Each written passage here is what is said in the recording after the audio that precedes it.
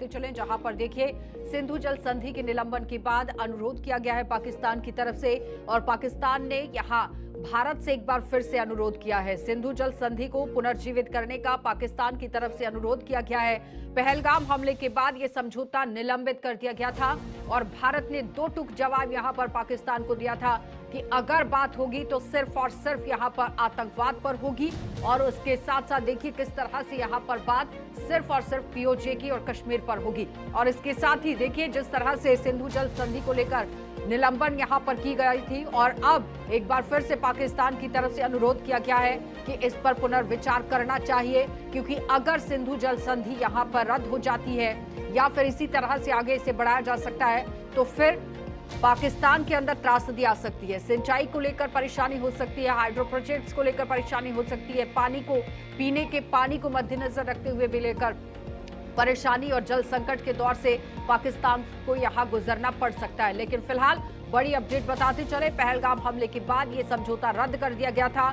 सिंधु जल संधि के निलंबन के बाद अब पाकिस्तान एक बार फिर से अनुरोध करता हुआ नजर आ रहा है। यानी कि यहां पर भी देखिए पाकिस्तान किस तरह से सिंधु जल संधि को लेकर घुटनों पर आता हुआ नजर आया, क्योंकि पहलगाम हमले के बाद पाकिस्तान को जिस तरह से मुंहतोड़ जवाब भारत ने दिया उसके बाद अब यहां पर अनुरोध किया जा रहा है कि पानी को छोड़ने को लेकर एक बार फिर से विचार कर लेना चाहिए। सिंधु जल संधि 1960 में भारत और पाकिस्तान के बीच में हुई थी और सिंधु जल संधि पर हस्ताक्षर 1960 में किए गए थे और उसके बाद देखिए यहां पर जो संधि हुई जो कि सिंधु नदी और उसकी सहायक नदियों की जल के बंटवारे को लेकर संबंधित थी और इन तमाम मुद्दों को लेकर इस पर हस्ताक्षर किए गए थे कि अपनी सहमति किस तरह से दी गई थी। संधि के तहत भारत और पाकिस्तान के बीच में हर साल सिंधु जल आयोग की बैठक अनिवार्य है, लेकिन अब जिस तरह से भारत ने इसे रद्द कर दिया है तो अब बार बार अनुरोध करने की कोशिश हो रही है। संधि पाकिस्तान के लिए महत्वपूर्ण समझौता है,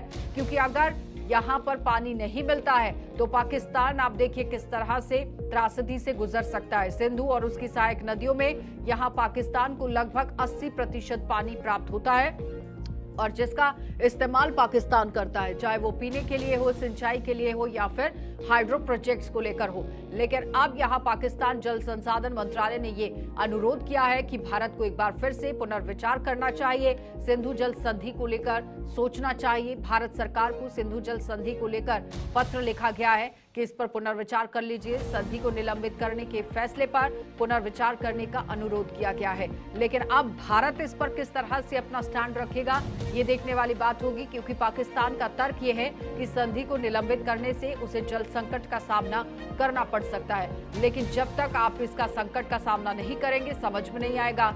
संधि पाकिस्तान के लिए कृषि और हाइड्रो पावर प्रोजेक्ट के लिए बहुत अहम है। जिस तरह पहले ही बताया जा रहा था कि पीने के पानी के लिए, सिंचाई के लिए हाइड्रो पावर प्रोजेक्ट्स को मद्देनजर रखते हुए काफी परेशानी पाकिस्तान के अंदर आ सकती है। यानी कुल मिलाकर ये कहा जा सकता है कि चारों खाने चित करने के बाद भी अब पाकिस्तान आप देखिए किस तरह से एक एक करके अपने घुटनों पर आता हुआ नजर आ रहा है। दूसरी तरफ आपने देखा कि जवानों ने किस तरह से मुंहतोड़ जवाब यहां पाकिस्तान की सेना को और पाकिस्तान को दिया, लेकिन अब सिंधु जल संधि को लेकर भी अपना रोना एक बार फिर से रो दिया है, पत्र लिखा गया है और इस पर पुनर्विचार करने के लिए अनुरोध किया गया है। चलिए पैनल की ओर बढ़ जाते हैं। कर्नल संजीत सिरोही रिटायर्ड रक्षा विशेषज्ञ हमारे साथ जुड़ के हैं। बहुत बहुत स्वागत कर्नल आपका जुड़ने के लिए। मौसमी सचदेव है हमारे साथ, विदेश मामलों की जानकार हैं, बहुत बहुत स्वागत मौसमी आपका भी। दिनेश सिंह गैट है हमारे साथ, राजनीतिक विश्लेषक हैं, आपका भी बहुत बहुत स्वागत। सबसे पहले तो मैं आप ही के पास आऊंगी मौसमी, जिस तरह से मंत्रालय की तरफ से चिट्ठी लिखी गई है, लेकिन भारत ने भी दो टूक जवाब सीधे तौर पर दिया था कि पानी पर, जल पर, संधि पर कोई बात नहीं होगी। सिर्फ और सिर्फ भारत की अगर बात होगी पाकिस्तान के साथ तो पीओके को लेकर होगी, आतंकवाद को लेकर होगी, कश्मीर को लेकर होगी। आपको क्या लगता है कि इस पर क्या भी सहमति बन पाएगी, क्योंकि अनुरोध जिस तरह से पाकिस्तान कर रहा है?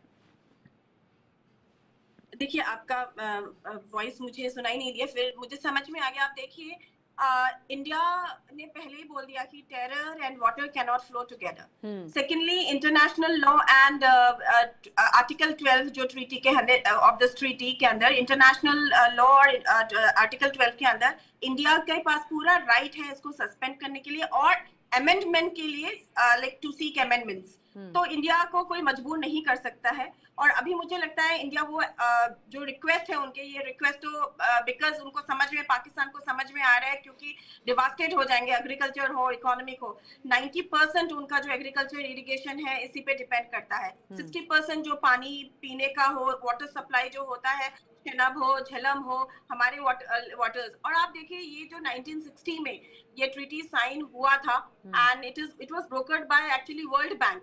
और तब ये आज तक ये माना जाता है कि दुनिया में सबसे बड़ा जेनरस वाटर ट्रीटी था, अग्रीमेंट था, जहां पे हम 80% ऑफ द वाटर उनको यूज करने के लिए दे रहे हैं। आप देखिए कौन सा देश ऐसे हॉस्टाइल कंट्री को जो टेररिज्म हमारे देश में भेज रहे हैं या उनके देश में भेज रहे हैं, वो 80% ऑफ द वाटर उस हॉस्टाइल कंट्री को यूज करने देंगे। उन्होंने, आप देखिए 1948 से हमेशा से Pakistan try to harm India.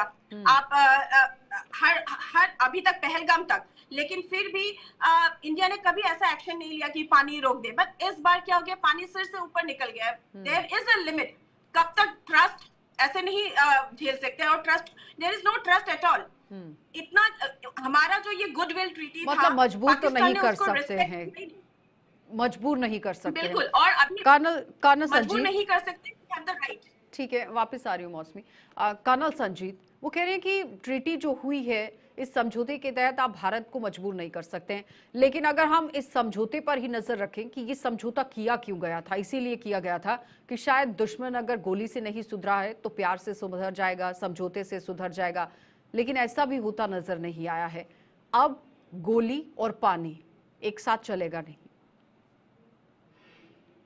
अच्छा जी, ये थोड़ा सा हिस्ट्री में अगर हम जाएं, जैसे कह रहे हैं कि 1960 में, 1948 से लेके और 1960 तक काफी भारत और पाकिस्तान का इस पानी को लेके, समझौते के लेके काफी डिसएग्रीमेंट था। पर उस समय जो है हमारे प्रधानमंत्री पंडित जवाहरलाल नेहरू ने बड़ी उदारता दिखाई। मैं कहूँगा ये उदारता तो नहीं, आज के जमाने में देखें तो बड़ी अनफेयर ट्रीटमेंट है भारत के लिए कि 80% पानी जो है भारत का, जो है झेलम और चेनाब का, जो है पाकिस्तान को जाएगा। भारत इतना बड़ा देश है, उसके पास सिर्फ 20% है। और पंडित जवाहरलाल नेहरू की पार्लियामेंट में उन्हीं के पार्टी के आदमी ने बड़ा इसको क्रिटिसाइज किया था, लेकिन खैर ये 1960 में पास हो गया। कहना था कि ये जो है हमने इस संधि की है ताकि भारत और पाकिस्तान एक अच्छे दोस्त की तरह रह सके, एक उसके। लेकिन पाकिस्तान को तो ये दोस्ती कभी पसंद नहीं आई, तो पाकिस्तान ने कभी दोस्ती निभाई भी नहीं। और मेरा ये मानना है कि ये जो फैसला लिया गया है भारत सरकार ने, जो इंडस वाटर ट्रीटी को सस्पेंड किया है, मेरा ख्याल ये सबसे बड़ा और सबसे कारगर फैसला है। क्योंकि पाकिस्तान अगर घुटने पे आएगा तो वो इसी ट्रीटी को सस्पेंड करने की वजह से आएगा। बाकी आप कितना भी डेलीगेशन बाहर के मुल्कों में भेज दो, कितना भी पाकिस्तान को एक्सपोज कर दो, कितना ही आप उनके टेररिस्ट इंफ्रास्ट्रक्चर को बर्बाद कर दो, वो बाज नहीं आएगा।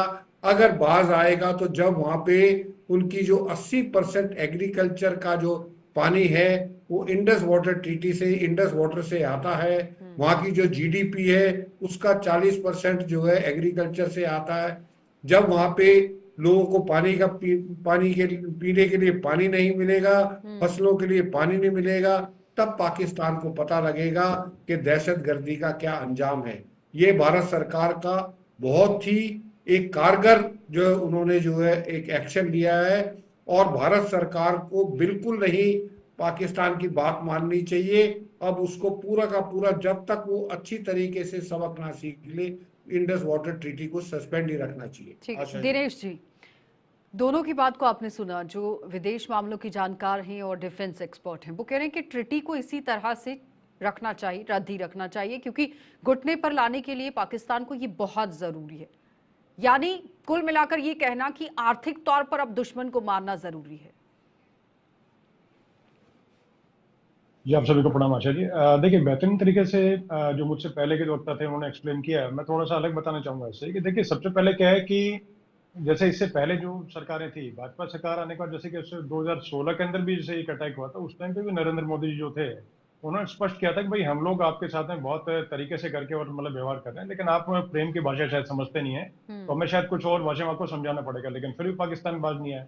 और 1980 के दशक की मैं आपको एक बात याद दिलाना चाहता हूँ। उस टाइम पे जैसे कांग्रेस की जब सरकार थी, उस टाइम पे जम्मू कश्मीर में एक डैम बनाने की बातचीत थी, डैम परियोजना थी, जिसको भले कि बाद में जैसे किसी न किसी भले कि शुरू किया गया था, लेकिन उसको बीच में रोक दिया गया था, क्योंकि कहीं ना कहीं पाकिस्तान की तरफ से और इंटरनेशनल को प्रेशर था, या उस टाइम की जो लचर जो सरकार थी, उन्होंने कुछ उस तरीके से शायद उसको कहीं ना कहीं मतलब अपनी कमजोरी के तहत या कुछ जो है तो पीछे कदम खींच लिए थे। तो अभी देखिए उस तरह की चीजें नहीं है। और दूसरा देखिए कि जिस टाइम में मैं थोड़ा सा पीछे जाना चाहूंगा कि अटल बिहारी वाजपेयी की जो सरकार थी, उस टाइम पे हमने पूरे तरीके से शांति का पैगाम देने के तहत और बस की शुरुआत की, लाहौर बस योजना और इस तरह की चीजें बहुत सारी की, लेकिन पाकिस्तान फिर भी उससे बात नहीं। और बिल्कुल जैसे उस तरीके से बताया गया कि भाई 80% जो पानी जो है वो मतलब हमारी तरफ से होकर के उनकी तरफ जाए और हम उसका यूसेज ना कर पाए, जबकि हमारी जो है व्यवस्था में हमें ज्यादा पानी की आवश्यकता है। जैसे राजस्थान पास में पड़ा, या जैसे पंजाब या हरियाणा जो है, उनमें पानी की बहुत ज्यादा जरूरत आशा जी पड़ती है। तो अभी देखिए जी। अब वे पूरे विस्तृत तरीके से जल शक्ति मंत्रालय हो गया, विदेश मंत्रालय हो गया, सभी के सभी इन सिंक होकर के इकट्ठे मिल करके और बड़ी योजना के तहत जो है मतलब बाहर पब्लिक में इतनी चीजें सारी बोलने के नहीं हुआ करती, जिस तरह की प्रतिपक्ष जो है कहीं ना कहीं प्रश्न चिन्ह उठाता रहता है सरकार पे। लेकिन अंदर ही अंदर बहुत सारी चीजें ऐसी चल रही हैं कि योजनाओं को बहुत सारे तरीके से और मूलभूत ढांचे को ठीक ठाक करके, क्योंकि मतलब स्पष्ट तरीके से अगर बोला जाए तो अभी हमारे पास में इतना बड़ा ढांचा नहीं है कि हम मतलब 80% जो पानी जो है उसको स्टोर किसी कर बड़े सके। डैम में स्टोर करके रख सकें। तो उसी को लेकर के हम लोगों ने अभी पूरे तरीके से बड़ी योजना बनाई है, जिसमें कि जैसे डीसिल्टिंग का जो कार्य जो चल रहा है, तो उसको लेकर के अगर नीचे की तरफ पानी अगर कर दिया जाए तो हमारे पूरे एक तरह से हिंदुस्तान भर में और कहाँ कहाँ जैसे कमी की जैसे कि मतलब कि वाटर कनेक्टिविटी को लेकर के, रिवर कनेक्टिविटी को लेकर के और चीजों को कि जहां पर ज्यादा है तो वहां से जहां पर पानी कम है तो उस तरफ उसका जो है मुंह मोड़ दिया जाए।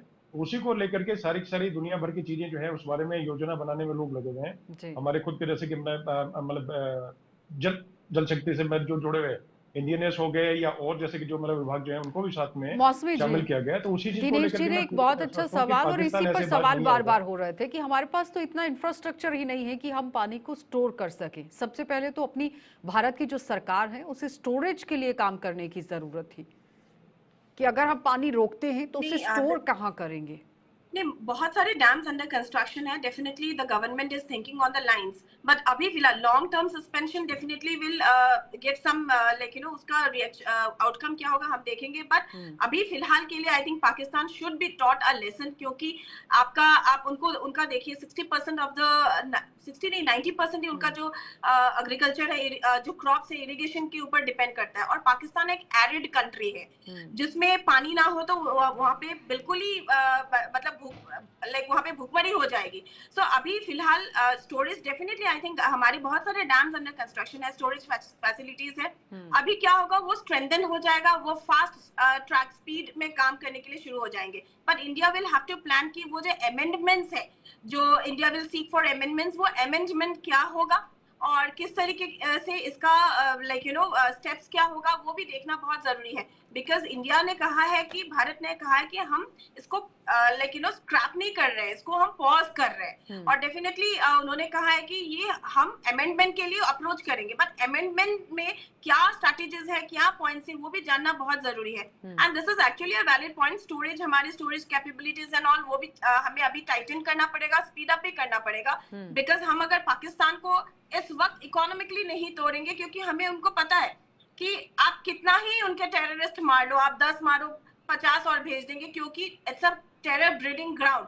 अब टेरर ब्रीडिंग ग्राउंड को खत्म करने के लिए हमें डेफिनेटली जड़ से उखाड़ना मीन्स वहां पे टेरर ब्रीड होने के लिए कोई चांस ही नहीं रखना पड़ेगा। जब डिवास्टेट हो जाएगा कंट्री तो शायद वो समझना is a big question. Pakistan को समझे, it's a very big question, it's an irony. Pakistan समझने वाली चीज होता तो आज यहाँ तक नौबत नहीं पहुँचती मौसमी जी, क्योंकि लातों के भूत बातों से नहीं मानते हैं। शायद मुझे अपनी इस कुर्सी पर बैठकर ये शब्द यूज नहीं करने चाहिए, पर पाकिस्तान के लिए बनता है।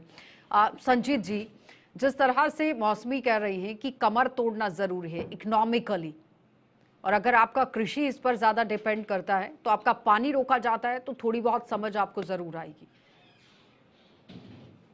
बिल्कुल, मैं मौसमी जी की बात से बिल्कुल सहमत हूँ। और मैं उससे पहले एक बात और बताना चाहता हूँ, जो दिनेश जी ने जिक्र किया है 2016 के बाद का। 2016 में जब उरी के ऊपर अटैक हुआ था तो मोदी जी की एक स्पीच थी, उन्होंने कहा था कि ये जिस तरीके से ये खून और जल नहीं बह सकता, उस टाइम भी कहा था उन्होंने।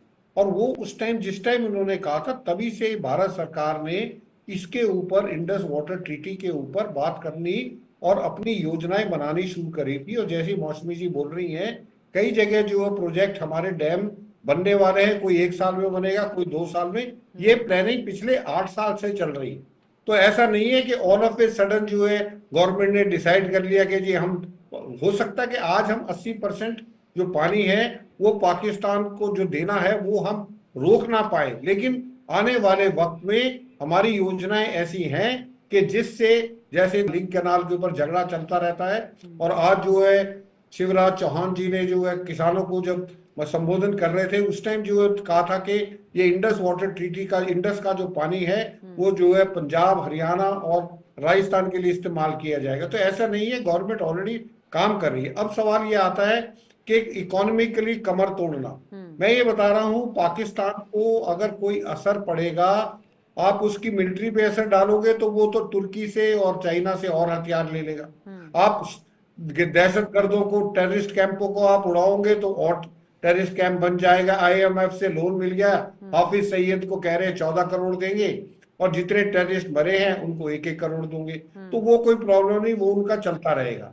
लेकिन ये जो कमर टूटने वाला, जो पाकिस्तान का ऑलरेडी इकोनॉमी का इतना बुरा हाल है, सिर्फ उनके पास आज के दिन जो है $15 बिलियन जो है उनके पास अपना जो है भंडार है, और वो मुश्किल से 1 महीना 1.5 महीना चलेगा। $19 बिलियन उनके ऊपर कर्जा है।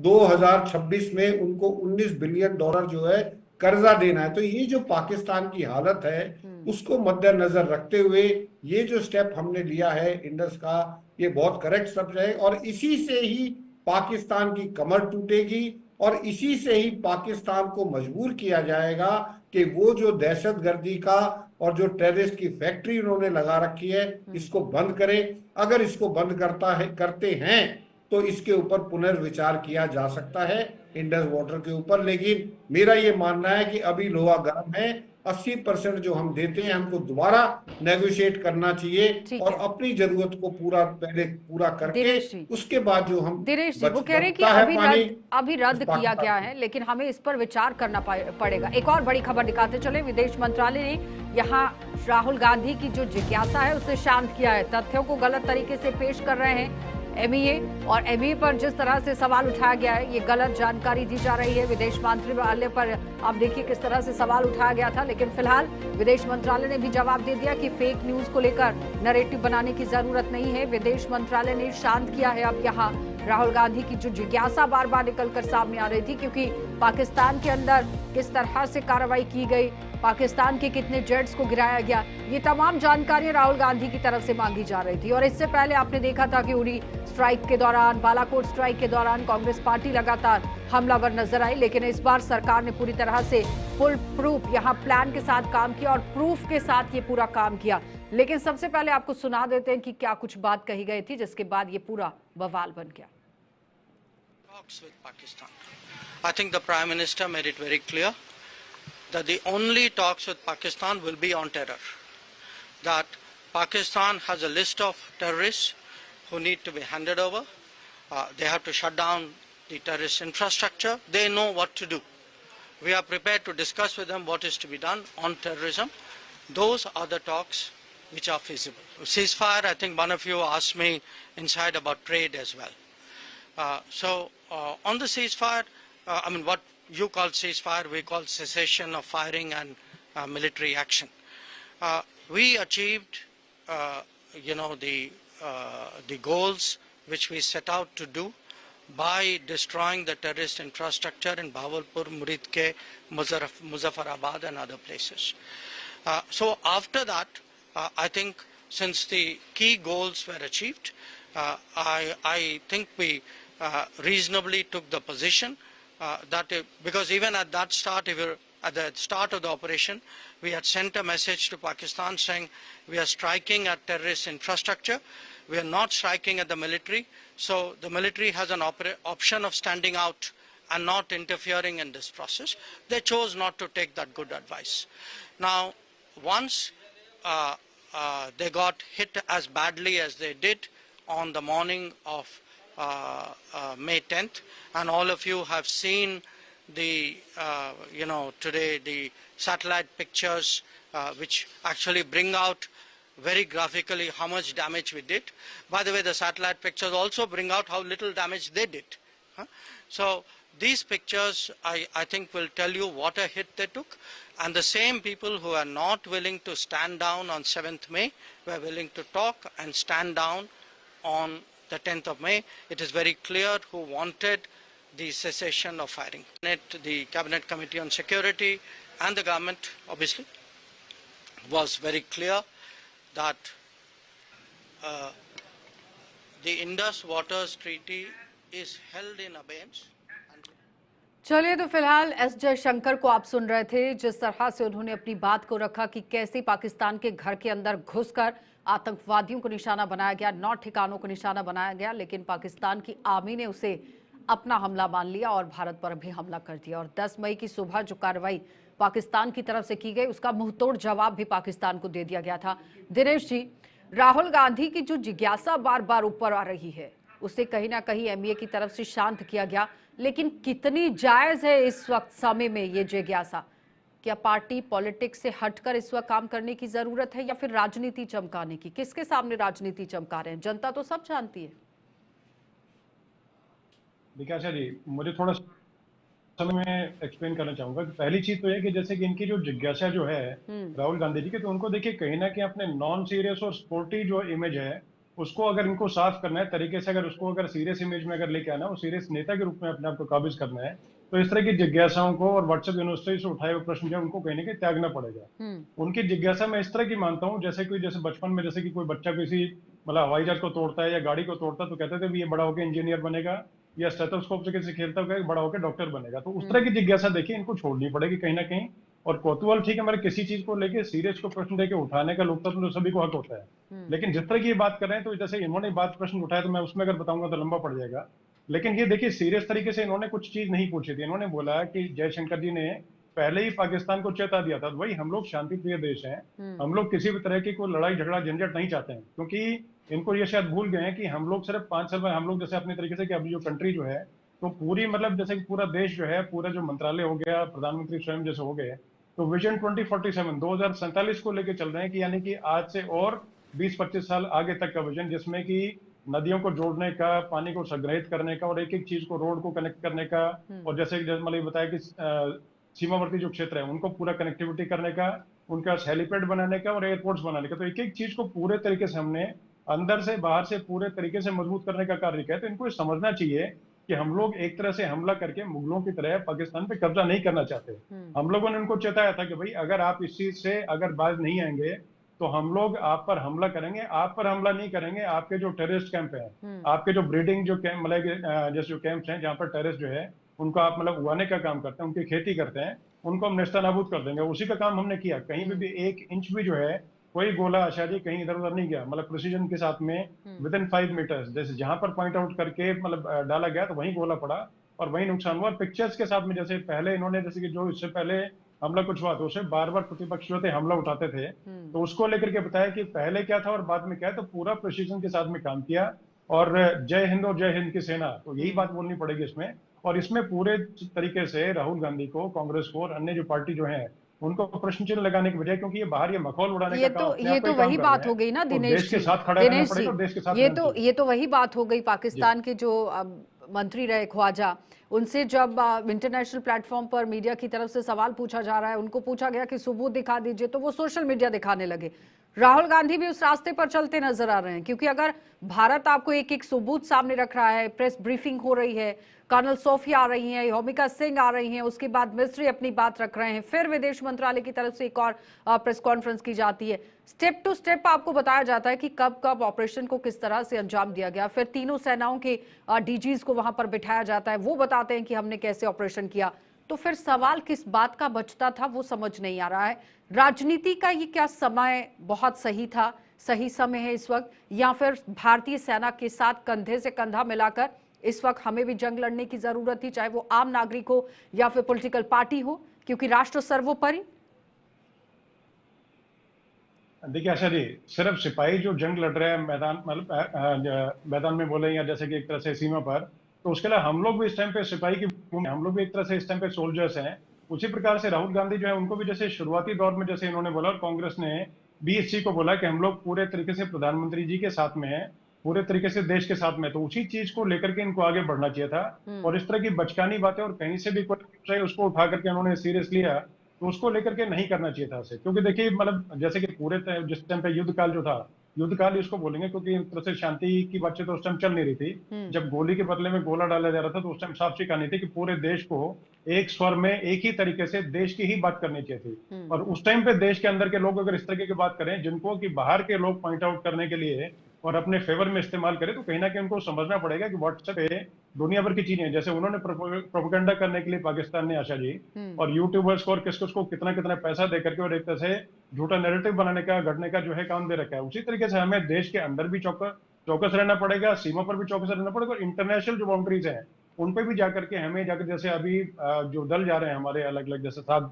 जो दल जा रहे हैं और जगह जगह जाके समझाने का काम कर रहे हैं, और उसकी नकल करके बाद में पाकिस्तान ने भी इसी चीज का अनुसरण किया। तो कहीं ना कहीं देखिए इस चीज को समझना पड़ेगा अपने आप को। देखिए आपने राजनीति पाकिस्तान में नहीं करनी है, राहुल गांधी जी को मैं बताना चाहूंगा, आपने राजनीति भारत में करनी है, तो भारत की बात करें, भारत की मतलब जैसे सेना की बात करें, भारत के नागरिकों की बात करें, और सभी तरीके से एक जिम्मेदार नागरिक, जिम्मेदार कर्नल प्रतिपक्ष के संजीत जी नेता, को ले आइए जिम्मेदार एक प्लीज। नेता के नाते। कर्नल संजीत, इससे पहले जब उरी स्ट्राइक हुई थी, कांग्रेस पार्टी की तरफ से सवाल उठा दिया गया, आज भी राहुल गांधी सवाल उठा रहे हैं।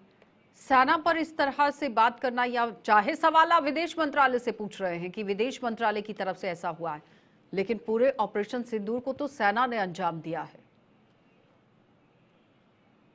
पाठक जी, ये बड़ी बदकिस्मती की बात है, बहुत अर्थ है कि भारत में अपोजिशन पार्टी हमेशा जो हरकत करती है, जो कि पाकिस्तान को बढ़ावा मिलता है, और एक्चुअली वो देखा जाए तो पाकिस्तान की नैरेटिव के साथ बात करती है, पाकिस्तान के प्रोपेगेंडा की अलाइनमेंट से बात करती है।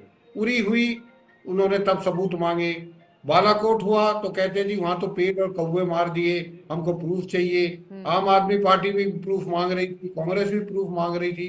तो मेरे को समझ में नहीं आता, जब भारत की सेना कोई भी काम करती है तो उसके ऊपर भरोसा करना चाहिए। ये हर चीज में पॉलिटिक्स को देखते, और बड़े अनफॉर्चुनेट बात है राहुल गांधी की कि वो जो है वो नैरेटिव जो पाकिस्तान चला रहा है उसी नैरेटिव को ये कर रहे हैं। ये कह रहे कि जयशंकर साहब ने पहले ही बता दिया। अरे पहले उन्होंने सिर्फ ये बताया था कि हम स्ट्राइक करेंगे टेररिस्टों कैंपों के ऊपर, ताकि पाकिस्तान की सेना को ये ना लगे कि हमारे ऊपर स्ट्राइक है। लेकिन वो पाकिस्तान की सेना और पाकिस्तान के दहशतगर्द दोनों एक ही चीज है, चाहे आप आर्मी बोलो चाहे टेररिस्ट बोलो, पाकिस्तान की एक है। तो उनको लगा कि हमारे ऊपर अटैक हुआ, तो उन्होंने जो है रिटेलिएट किया। अब सवाल इस चीज का आता है, फिर राहुल गांधी जी पूछ रहे हैं कि जी कितने जहाज गिरे, कितने क्या हुआ। अरे जो कुछ तुमको बताना था, ब्रीफिंग रोज हो रही थी, डीजीएमओ जो है एयरफोर्स के, नेवी के, आर्मी के आपको ब्रीफ कर रहे हैं, सारी चीज कर रहे हैं। तो अब ये कितने जहाज गिरे, ये क्वेश्चन तो पाकिस्तान को पूछे तो ठीक है, भारत की जो है main opposition party, leader of opposition, ये कोई पहला मौका तो नहीं है कि एस जयशंकर की तरफ से अपना बयान दिया गया हो पाकिस्तान के खिलाफ, क्योंकि इंटरनेशनल प्लेटफॉर्म पर तो हमेशा एस जयशंकर ये बोलते आए हैं कि आतंकवाद को पनाह देने वालों पर कार्रवाई की जानी चाहिए, या तो वो खुद सुधर जाएं या तो फिर कार्रवाई होगी। तो इसमें गलत क्या था? कोई गलत नहीं था, पर राहुल गांधी जी को तो एक इश्यू बनाना ना, उनको पॉलिटिकल इश्यू बनाना है। मौसमी जी हमारे साथ नहीं है क्या? नहीं आता मेरे को। बोलिए बोलिए कर्नल संजीत, आप ही बोलिए। नहीं मौसमी जी को बोलने दो, फिर आपका टाइम। मौसमी जी हमारे साथ नहीं है। मौसमी जी आवाज आ रही है क्या? चलिए कर्नल संजीत, आप इस पर जवाब दे दीजिए। बार बार इंटरनेशनल प्लेटफॉर्म पर तो यही बात होती थी, पाकिस्तान को उसकी हकीकत दिखाने की बात होती थी। ये कोई पहला मौका तो नहीं है। और अगर स्ट्राइक करने की बात हुई तो उन्होंने कह दिया था कि सीधा भाई आतंकवादियों पर तो होना ही होना है प्रहार। जिस तरह से पहलगाम के अंदर आप धर्म पूछ कर इस तरह से जनघन्य कृत्य करेंगे तो उसका हर्जाना तो यहाँ भुगतना पड़ेगा कि नहीं? वही तो बात है ना। तो उन्होंने, जयशंकर जी ने कोई नई बात नहीं कही है, और उन्होंने जो कहा था वो तो पाकिस्तान आर्मी को कहा था कि आप जो है टेररिस्टों को समझाओ, हम स्ट्राइक करेंगे। तो उन्होंने स्ट्राइक कर दी। उसके बाद जो है इसमें कि नहीं पाकिस्तान को पहले पता लग गया था इसलिए पाकिस्तान हमारे कई जहाज गिर गए, अगर ये पहले नहीं बताते तो जहाज नहीं गिरते। अरे किसने कहा आपको जहाज गिरे? ठीक। पाकिस्तान का जो डिफेंस मिनिस्टर है वो उसके पास तो कोई इनपुट है नहीं, वो तो खुद सोशल मीडिया से, आप जैसे आपने बताया, वो तो कह रहा है सोशल मीडिया से बात करके मैंने पता कराया है। उनके जो प्राइम मिनिस्टर है वो कह रहे हैं कि 5 जहाज पाकिस्तान के भारत के औंधे पड़े हुए हैं। अगर वो बोल रहा है तो वो तो समझ में आता है, लेकिन राहुल गांधी जी इस बात को बोल रहे हैं ये हमारी समझ में नहीं आता। मौसमी जी, और मैं एक किस्सा बताना चाहता हूँ। हाँ 1994 में कैन यू कम? प्राइम जी मिनिस्टर जी, नरसिम्हा राव थे, उस समय एक डेलीगेशन जाना था जेनेवा में और यूएन में। उस समय उन्होंने अटल बिहारी वाजपेयी को डिप्यूट किया था और अटल बिहारी वाजपेयी ने जाके भारत सरकार का पक्ष रखा था। तो ऑपोजिशन का ये रोल होना चाहिए, ये रोल नहीं होना चाहिए कि शशि थरूर जी को उन्होंने डेलीगेट का लीडर बना दिया है तो कांग्रेस को प्रॉब्लम हो रही है। तो ये मेरे को समझ में नहीं आता राहुल गांधी जी की ये इमेच्योरिटी है या उनका जो है कहीं बाहर से उनका कनेक्शन है। मैं पॉलिटिकल इश्यू पे नहीं जाना चाहता, but it is very very मौसमी जी, डिसअपॉइंटिंग। मेरा सवाल आपसे ये था कि एस जयशंकर की तरफ से पहली बार तो ये बयान पाकिस्तान के खिलाफ नहीं दिया गया।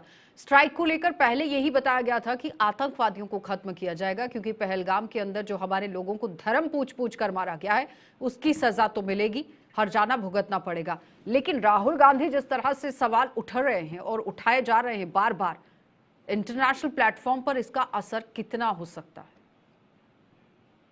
देखिए, इट इज लाइक पहले से हमें पता है कि Rahul Gandhi has always projected our country in a negative way. पहले से ही ये एक इमैच्योरिटी है, उनको समझ में आना चाहिए ये जो ऑपरेशन सिंदूर है ये कोई हल्दी सेरेमनी या शादी का सेरेमनी नहीं है कि उनको बोलेंगे अभी ये हुआ है। अभी विद एविडेंसेस हमारे जो आर्म फोर्सेस ने है उसको रिकॉर्ड किया है, डॉक्यूमेंट किया है, फिर एविडेंस रिवील किया है।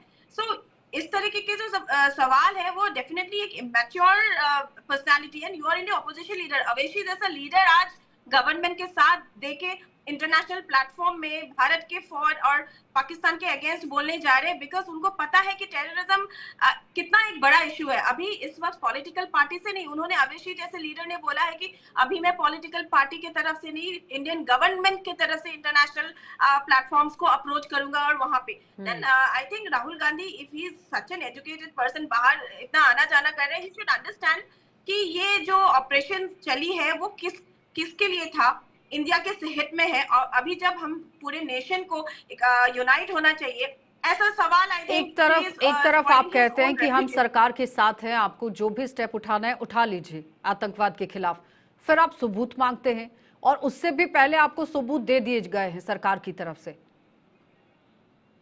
बिल्कुल सबूत दे गया है, एविडेंसेस है, आपको और क्या चाहिए? मैंने आपको उन्होंने शायद ऑपरेशन सिंदूर को कोई हल्दी सेरेमनी ना समझ लिया हो। Actually he is being mocked by everyone. उनको पता होना चाहिए एक मिलिट्री ऑपरेशन का क्या ग्रेविटी होता है। मिलिट्री ऑपरेशन आपको प्री लॉन्च डेट्स तो नहीं बताएंगे कि अभी हम लॉन्च कर रहे हैं, फिर भी देयर इज अ प्रोटोकॉल। फिर भी दिनेश जी, 23 मिनट का ये ऑपरेशन पूरी दुनिया को हिलाकर रख गया है, चाहे वो हथियारों को लेकर हो, रणनीति को लेकर हो या फिर देश की एकता को लेकर हो। 23 मिनट का ये ऑपरेशन, और ये महज सिर्फ 23 मिनट नहीं थे, ये कुछ कई घंटों का एक स्ट्रैटेजी था।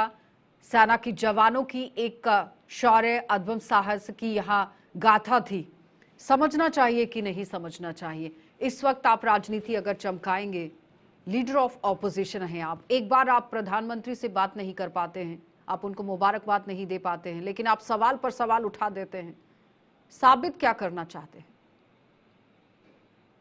देखिए ऐसा जी, कर्नल सिरोही जो है इन्होंने देश को सेवाएं दी हैं लंबे समय तक।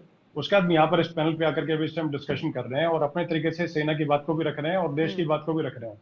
तो इनका कितना खून खोलता होगा जब इस तरह के नेता आकर के किसी न किस तरह की बात को लेकर के प्रश्न चिन्ह लगाते हैं, या इस तरह को मतलब इसको इस तरीके से बोला जाए कि जैसे एक शेफ है कोई कहीं पर, उसने बहुत सारी डिश बना करके और सामने पेश की और मेजबान मतलब जैसे उसने पूरे तरीके से पूरी मेहनत की, लेकिन खाने के लिए एक व्यक्ति जो है 500 में से और खड़ा होकर बोलता है कि चटनी में थोड़ा नमक कम था, तो पूरा एक तरह से खून खोलना बनता है, पूरे देश का खून खोलना बनता है। तो कहीं ना कहीं देखिए इनको ये समझना चाहिए था, कुछ भी चीज ऐसे कुछ नहीं थी जिस तरह की इस तरह की बातों को कहीं ना कहीं बचकानी बातें लेकर के अपने आप को इमेच्योर मतलब एक तरह से कहीं ना कहीं शो कर रहे हैं। और इस तरह की बातों को कहीं पर प्रश्न चिन्ह उठाने के लिए कोई जगह भी नहीं थी, क्योंकि एक एक चीज की जैसे रोज की प्रेस ब्रीफिंग हो रही थी उसको लेकर के, और इस टाइम पे राजनीति चमकाने के लिए क्या चाह रहे हैं कि भाई इनको कहीं से पता लगे कि हाँ ठीक है कि हमारी किसी गाड़ी पे डेंट लगा है, फौज की किसी गाड़ी पे, या जो कोई टैंक है उस पर कोई जैसे वहां से ग्रेनेड पड़ा है ऐसे, तो उसको लेकर के भी कहीं ना कहीं राजनीति चमकाएंगे कि भाई ठीक है कि ये लेकर के कि हम लोग टैंक को थोड़ा पीछे खड़ा करते हैं, उस गाड़ी को बख्तरबंद गाड़ी जो है उसको कहीं आगे खड़ा करते हैं, या एयरक्राफ्ट जो है उस पर कहीं ना कहीं जैसे खरोंच लग गई तो उसको लेकर के कहीं ना कहीं राजनीति चमकाते हैं। तो इन चीजों से इनको बाज आना पड़ेगा, कहीं ना कहीं समझना पड़ेगा कि अगर सीरियस तरीके से आपको देश में जैसे किसी तरीके से आप जैसे पिछले 3 चुनाव की अगर बातचीत करें तो 2 चुनाव में जैसे मान के 2014 और 2019 में 50 या 50 से कम में कांग्रेस सिमट के रह गई, ग्रैंड ओल्ड पार्टी। उसके बाद में किसी तरीके से जनता ने आप पे तरस खा करके, या जैसे कि माहौल कुछ ऐसा नहीं था जिसमें आपने लेकर के जैसे कहीं ना कहीं नैरेटिव गढ़ने का काम किया, उसको लेकर के आप किसी तरीके से 100 तक पहुंचे, तो दोबारा कहां जाना चाहते हैं तो वो कांग्रेस को राहुल गांधी स्वयं डिसाइड करना पड़ेगा। लेकिन मेरा ये पर्सनल ये मानना है अपने तरीके से, मैं ये देख पा रहा हूँ उस तरीके से कि कहीं ना कहीं आप अपनी पार्टी को भी कहीं ना कहीं एक डिमोरलाइज कर रहे हैं, देश की सेना को भी डिमोरलाइज कर रहे हैं, और देश के जो लोग हैं उनकी आपके साथ बहुत सारी आशाएं हैं, क्योंकि आप एक तरह से सिर्फ है कि करोड़ों लोगों की आवाज अगर बन के खड़े हों तो देश को आपके नाज होगा। लेकिन आप ऑक्सफोर्ड में जाकर के, हार्वर्ड में जाकर के, न्यूयॉर्क में जाके किसी गैदरिंग में जाके देश के खिलाफ अगर बात करते हैं, डेलीगेट्स को तो वो लेकर जो कतई सवाल मंजूर नहीं उठा है, था तो कहीं ना दिनेश कहीं जी, आपको उसमें गुरेज करना शशि पड़ेगा। थरूर का नाम क्यों नहीं डाला गया, इस पर भी तो सवाल उठना चाहिए कांग्रेस पर। जो काबिल शख्स है उसका नाम क्यों नहीं डाला गया? नहीं बिल्कुल, देखिए शशि थरूर का जो नाम है, प्रधानमंत्री ने जैसे एक तरह से मतलब जो डेलीगेशन भेजा तो उसमें जैसे एक तरह मतलब जैसे कि अभी ओवैसी जी हैं उनका नाम डाला, गुलाम नबी आजाद इनका नाम डाला, और जैसे एमजे अकबर हो गए, तो बहुत सारे नेताओं का नाम डाला, जो कि एक तरह से कहीं ना कहीं सरकार के खिलाफ। जैसे ओवैसी की बात अगर करते हैं तो एक तरफ आज ही की बातचीत है, ओवैसी जो है एक तरफ वक्फ बिल को लेकर के सरकार को घेरने काम करता है, दूसरे तरीके से अपना देशभक्ति का सबूत देने के लिए उनको जरूरत नहीं है, लेकिन वो मतलब बाहर जाकर के और देश का पूरा पक्ष रख रहे हैं और सरकार के नुमाइंदे बन के जा रहे हैं। और उसी तरीके से कहीं ना कहीं जैसे कांग्रेस की तरफ से इस तरह की अगर बात आती है तो कहीं भी जो है वो एक तरह से चूक नहीं बोलेंगे, इसको ये बोलेंगे कि भाई कहीं ना कहीं आपकी रणनीति जो है वो कहीं ना कहीं फेल साबित हो रही है, उस चीज को लेकर कहीं भी आपको डेलीगेट्स एक जो भी कदम बाहर जो है इस तरह का भेजे जा रहे खिलाफ हैं, जो है, भारत का पक्ष वहां पर रखा जाएगा, वहां से तो पिक्चर क्लियर होगी। बिल्कुल देखिए वहां पर जब दिनेश जी जाकर के एक रखी जाएंगी सेकंड, बातें, जैसे शशि थरूर दिनेश की जी एक बातचीत- सेकंड, मौसमी जल्दी से बोलिएगा। हाँ, जैसे थरूर सर को सवाल किया जा रहा है कि उनको क्यों आगे नहीं बढ़ाया गया और कांग्रेस ने क्यों उनको उनका नेम आगे नहीं बढ़ाया। पहले दिन से ही एक्चुअली शशि थरूर ने कहीं ना कहीं गवर्नमेंट को सपोर्ट करते ही बोला है, बिकॉज इट इज फैक्ट। अगर ऑपरेशन सिंदूर सक्सेसफुल है तो सक्सेसफुल है। अगर गवर्नमेंट में ये जो स्ट्राइक किया इट वाज अगेंस्ट टेररिज्म, वो सही है, तो देश के हित में हर कोई लीडर का कर्तव्य बनता है देश के हित में सोचे। और कहीं ना कहीं संजीत जी, ऑपरेशन सिंदूर किसी सरकार का ऑपरेशन नहीं था, वो आतंकवाद के खिलाफ सेना का एक ऑपरेशन था, ये समझना चाहिए कि नहीं संजीत जी? बिल्कुल, यही जी संजीत बोलिए संजीत जी। संजीत जी, मैं ये कह रहा हूँ कि ये सब अपोजिशन को, पार्टीज को ये समझना चाहिए कि जो भी सैन्य कार्रवाई होती है वो कोई एक पार्टी की पॉलिसी से नहीं चलती है, वो गवर्नमेंट की पॉलिसी चलती है। और गवर्नमेंट ही चाहे वो कांग्रेस की हो, 1971 की लड़ाई हुई प्राइम मिनिस्टर इंदिरा गांधी के टाइम में, इंदिरा गांधी साहब को जो ये अटल बिहारी वाजपेयी ने भी दुर्गा बोला था। तो ये जो है एक दूसरे को सपोर्ट करना, ये एक होना चाहिए, ये नहीं है। आज मैं बहुत बहुत धन्यवाद संजीत जी, मौसमी आपका भी धन्यवाद, दिनेश जी आपका भी धन्यवाद। तो फिलहाल बताते चलें कि ऑपरेशन सिंदूर किसी सरकार का नहीं, सेना का एक बड़ा ऑपरेशन था जो आतंकवाद के खिलाफ है, लेकिन मौके पर जो सरकार है उस पे क्रेडिट जरूर जाता है। तो यहाँ ऑपोजिशन की तरफ से जो सवाल उठता है वो लाजमी है या नहीं, जानकार ने आपके सामने रख दिया, क्योंकि पार्टी पॉलिटिक्स से हटकर देश को आगे रखने की जरूरत है, राष्ट्र सर्वोपरि को लेकर बात करने की जरूरत है। आप देखते रहिए न्यूज़ 8।